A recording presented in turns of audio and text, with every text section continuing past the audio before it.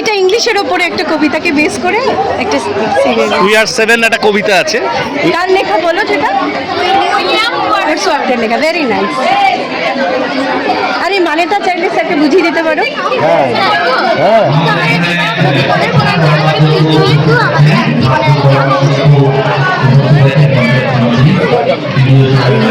বুঝিয়ে আনো, ভালো করে বুঝিয়ে দিলে এটা আমি মুখস্থ করে রাখবো।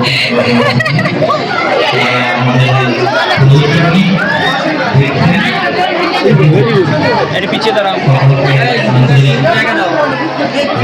পিছিয়ে যাও, সরে যাও, পরে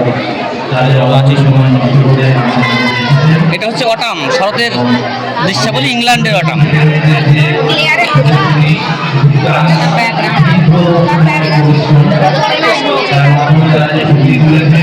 এটা রেনবো, বৃষ্টির পরে রামধনু ঘটে। এটা তোর তোর বেনিয়া সহকলা মানে কি বল? কি কি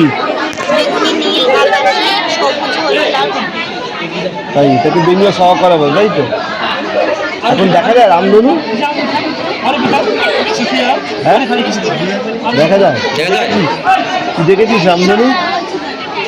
গ্রামে হয়তো দু একবার দেখেছিস, শহরে দেখা যায় না। পলিউশন, দূষণ। এটা স্যারকে বল, এটা কি বল? হ্যাঁ ফিমেল বাংলা বল, নীতি কথা মানে তার একটা কবিতা। যেটার মধ্যে দিয়ে বোঝানো হচ্ছে যে ছোট্ট কাঠবেড়ালি পাহাড়কে বন্ধু হিসেবে সম্বোধন করায় পাহাড় কাঠবেড়ালিকে ক্ষুদ্রই নীতিবাগীশ বলে অপমান করে। যাতে কাঠবেড়ালি উত্তরে বলে যে তুমি পাহাড় বিশাল জঙ্গল বহন করতে পারো, কিন্তু আমার মতো এই যে বাদাম ভেঙে তুমি খেতে পারবে।